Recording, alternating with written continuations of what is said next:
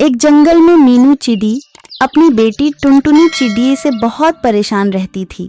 टुनटुनी चिड़िए अपनी माँ के किसी भी काम में हाथ नहीं बटाती थी। वह सारा दिन इधर उधर अपने दोस्तों के साथ घूमती रहती थी और खाली समय में सोते रहती थी। मीनू चिड़िए को इसी बात की चिंता रहती कि टुनटुनी चिड़िए को कभी अपने घर को संभालने की जिम्मेदारी आई तो वह कैसे अपनी जिम्मेदारी को संभाल पाएगी।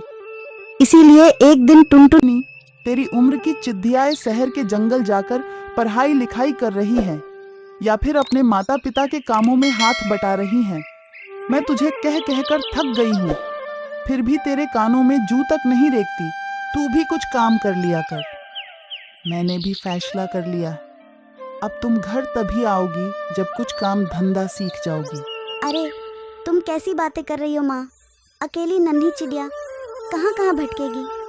माँ मुझे नहीं जाना, कहीं भी मैं पिंकी के साथ घूमने जा रही हूँ। खबरदार, जो घूमने गई तो मैंने जो कह दिया सो कह दिया। अब कल सुबह तुम काम की तलाश में जाओगी और कोई काम सीख कर ही लौटोगी। मीनू चिड़िया ने जबरदस्ती टुनटुनी चिड़िया को काम पर भेज दिया ताकि वह एक जिम्मेदार चिड़िया बनकर आ सके। टुनटुनी काम के लिए निकल तो पड़ी, लेकिन उसका मन बिल्कुल भी नहीं था। टुनटुनी अभी कुछ दूर निकली ही थी कि उसे एक साधु चील बैठी दिखाई दी। टुनटुनी ने देखा कि एक सांप साधु चील को डंसने वाला है। टुनटुनी ने जरा भी देरी ना करते हुए उस सांप दूसरी ओर भगा दिया। शोर से साधु चील की तपस्या टूट गई। उन्होंने उस सांप को जंगल की तरफ भागते देखा। धन्यवाद बेटी, तुमने आज हमारी जान बचा ली। आओ हमारी कुटिया को चलो, वहाँ चलकर बात करते हैं। साधु चील, आपकी कुटिया तो बहुत सुंदर है। ये तो लकड़ी से बनी हुई है। बेटी, ये लकड़ी की कुटिया मैंने खुद बनाई है। लकड़ियों को जोड़ कर बहुत मेहनत से इसे तैयार किया है। साधु चील, क्या मैं कुछ दिन तक यहाँ आपके साथ रह सकती हूँ? हाँ बेटी, बिल्कुल रह सकती हो। टुनटुनी चिड़िया उस साधु चील के साथ ही वहाँ पर रहने लगी और उस साधु चील की सेवा करने लगी। वहाँ पर टुनटुनी ने लकड़ी से घोंसले बनाना सीखा। एक दिन साधु चील टुनटुनी से बोली, टुनटुनी बेटा, अब हमें दूसरे जंगल को जाना है और तुम्हें भी अपने घर को लौटने का समय आ गया है। मेरी माँ ने कहा था जब तक मैं कोई काम नहीं ढूंढ लेती मैं अपने घर वापस नहीं जा सकती। काम तो तुमने सीख लिया बेटी, तुमने लकड़ी का घर बनाना सीखा है। वह भी बहुत मेहनत का काम है। अब तुम अपने जंगल जाना और वहाँ पर बहुत जल्दी ही लकड़ी के घर बनाना शुरू कर देना।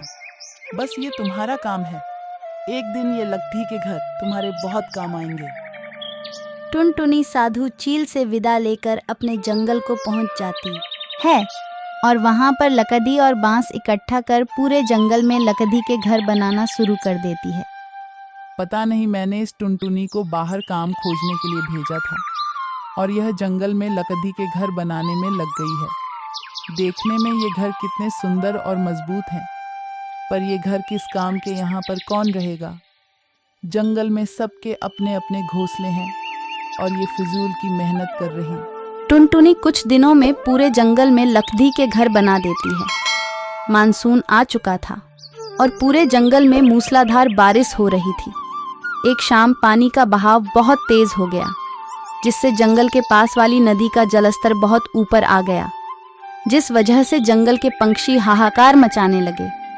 तभी उन्हें जंगल में बने लकड़ी के घर दिखाई दिए, जो काफी ऊंचे बने हुए थे और उनकी घरों की छत तक बाढ़ का पानी नहीं गया था। पूरे जंगल के पंछी बाढ़ से बचने के लिए टुनटुनी के द्वारा बनाए गए लकड़ी के घरों में पहुँचे। मीनू चिड़िया भी टुनटुनी के साथ लकड़ी के घरों में पहुँचती है। माँ, मुझे उस साधु चील ने बोला था कि वक्त आने पर ये लकड़ी के घर बहुत काम आएंगे और आज मेरा पूरा जंगल बाढ़ की चपेट में आ गया है, पर ये बांस और लकड़ी के बने घर नहीं डूबे।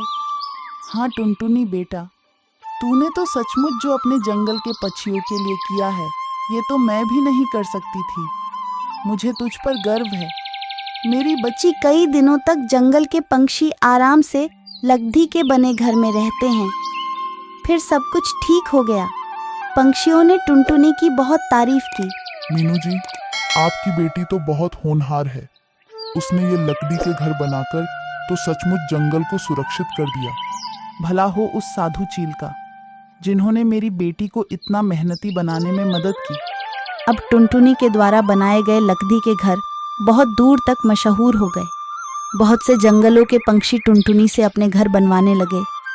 अब मीनू चिड़िया अपनी बेटी टुनटुनी से बहुत खुश थी।